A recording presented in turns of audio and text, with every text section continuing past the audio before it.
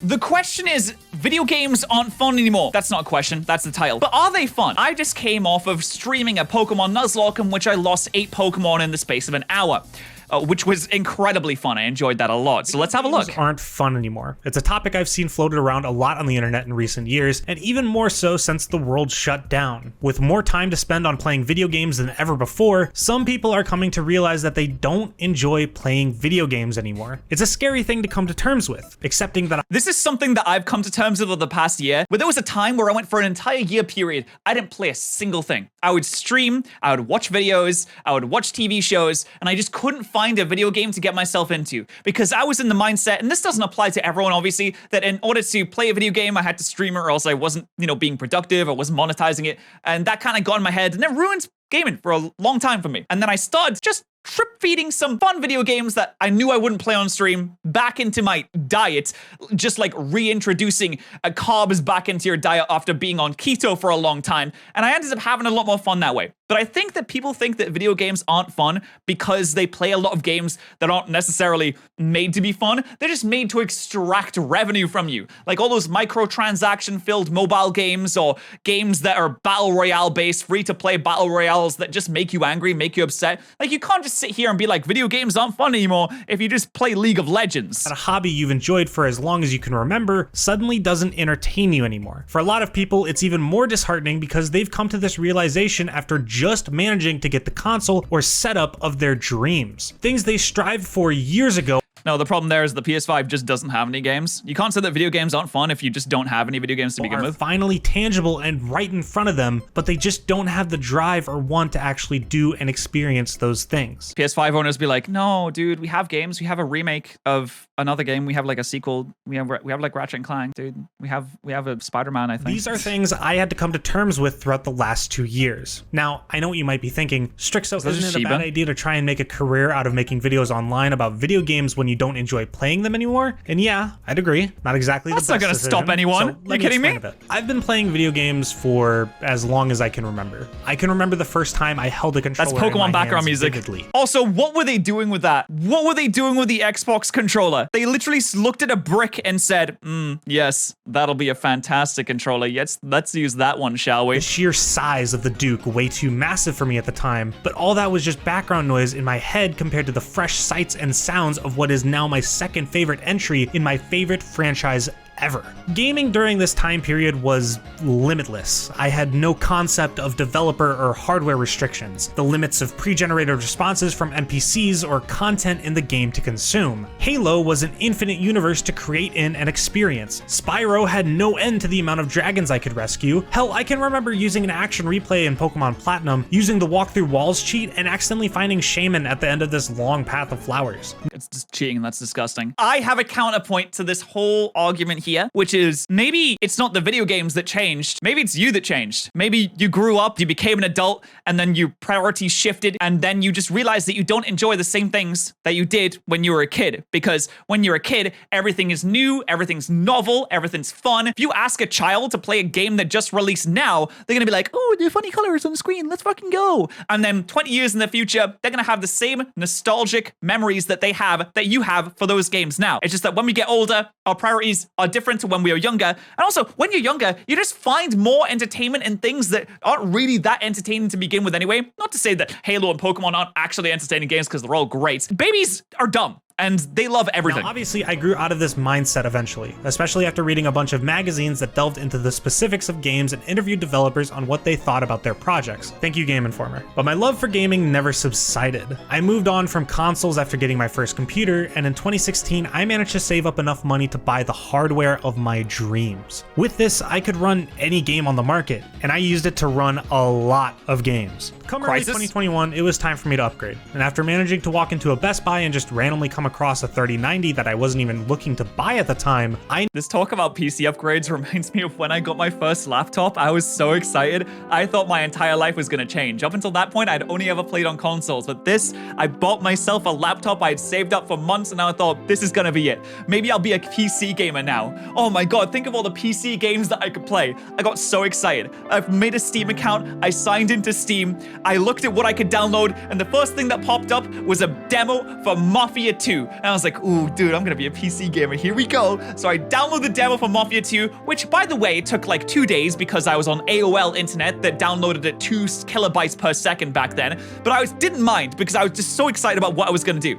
And I opened the game, I set all the graphics to low, and it ran at 3 frames a second. And then I realized maybe I can't be a PC gamer. Nothing had hit me harder than that. I was so depressed. For the next 5 years, I went back to playing the games that I kept playing. I had to wait for another 5 years to save up enough money to buy an actual PC that I could use a PC gaming. I was so sad when I came to the realization that this laptop actually sucked cock and I made a bad choice in my purchase. I knew it was time to go all out. I managed to get a 5950X, the best motherboard I could buy at the time, and some sick RAM. There were no compromises to this system. Besides the fans, I was running out of money. I built the computer, ran some benchmarks, Is that and Shiba? then didn't play any games. On the side? At first, I assumed I was just unmotivated, or maybe even burnt out. But over time, I came to realize that I just wasn't enjoying games anymore. I got scared. Scared that I spent all of this money on a hobby I wasn't interested in anymore. Scared that the YouTube channel I wanted to start was already dead in the water. Scared that I'd be giving up a huge part of what formed my online identity. I calmed myself down and I took a step back. It makes sense that I'd start feeling this way about gaming. Doing pretty much anything every day for long enough would ultimately become mundane and boring.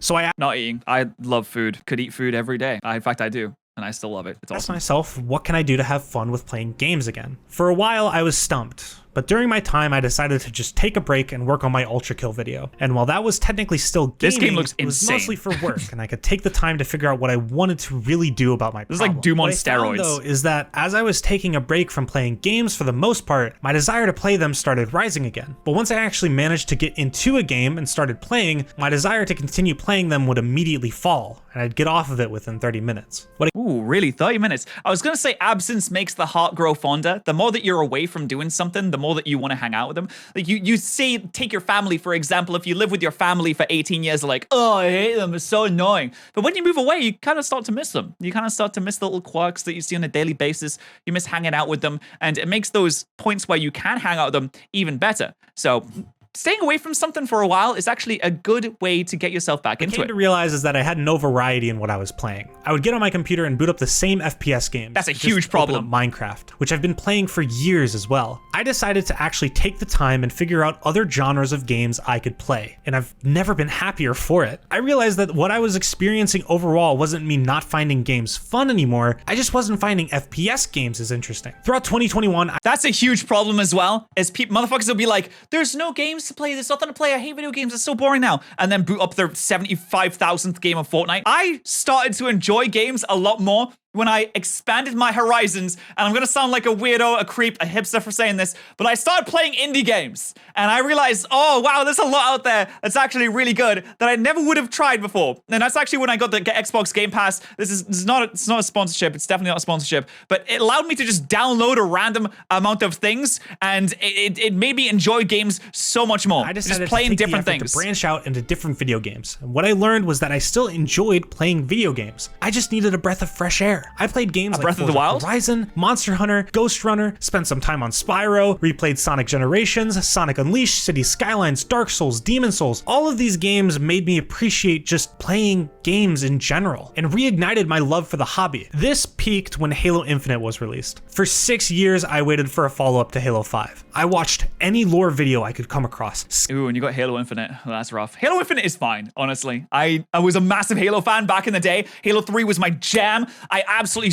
spunked all over it every single day in high school, and then I completely fell off after Halo 4 because Halo 4 was such a disappointment. I didn't even buy Halo 5. Halo Infinite came out, I played the campaign, like one game of multiplayer, and then I realized maybe the people that develop Halo just aren't good anymore. Or maybe just I don't like Halo as much as I used to. Maybe I just don't like those first-person shooters as much as I used to. But Doom is kind of sick. Scoured Reddit posts and Twitter threads that discuss what would happen in this game, and tried keeping up with the game as much as I possibly could. I've already talked about Halo a lot on my channel, so keep my bias in mind, but this game gave me hope for new releases. Did I have issues with Halo Infinite's campaign? Of course, but how good the gameplay was kept me from noticing them as much as I could have. That's true. The gameplay is absolutely fantastic. The real issues in Halo Infinite are the open world that doesn't really feel that open. It just kind of feels like a little forest that you can run around for a little bit. And then the story itself is, it's okay. But the gameplay is really fun. It's been years since I had the feeling of pure joy and excitement that I had when I first played Halo Infinite on release day. And it was then that I realized that my love for gaming was back the same as it was back then. And what it took was for me to step outside of my comfort zone and try things I would have never thought of. My plan for 2022 is to continue to play games I wouldn't have ever considered before, and I hope that I can convince other people out there to do the same. Yes, people should play new games. I always recommend new games to people. I recommend my favorite games to people. I recommend indie games to people because I want people to try new things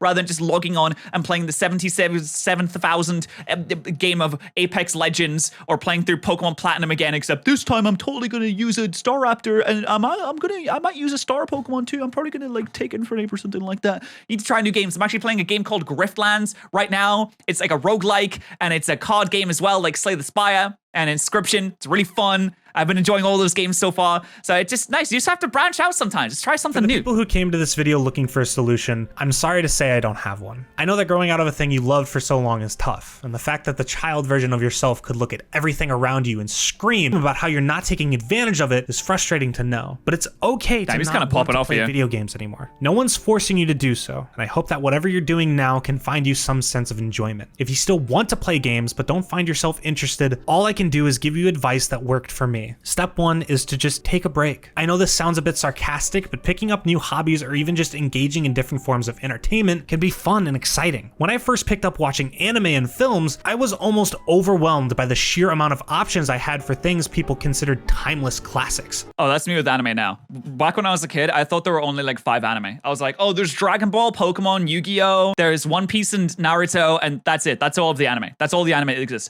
Turns out, dude, there's so many anime. I burned through a lot of the list, but I came out the other side with amazing experiences. I mean, have you seen Mob Psycho? This shit goes crazy. Facts! After you take a break. Facts, he's so smart. This guy is so smart. Mob Psycho is my favorite anime of all time. Dude, I fucking love it. So good. Play games you would have never considered before. Try new experiences. Sometimes all it could take is a fresh spin on a gameplay loop you've experienced 1,000 times. That's so funny. He's saying try new things, try new experiences, try like fresh new things. And he's showing gameplay of Sonic. Over. I appreciate it if you made it to the end of this video. I guess Sonic could be new to someone, right? A little different from what I usually upload, but I wanted to give an opinion on a topic I've seen recommended to me recently with a positive outcome. Consider clicking. I am really curious as to what you guys are playing. If you're playing some games right now, what do you enjoy? What are you playing recently? Do you need something to spark your love again? Maybe try something a little bit new. Try the Xbox Game Pass. It's pretty good for that because you can buy it for like a month and try like 30 different games, and then you can be like, oh, I like this one, I like this and this and this.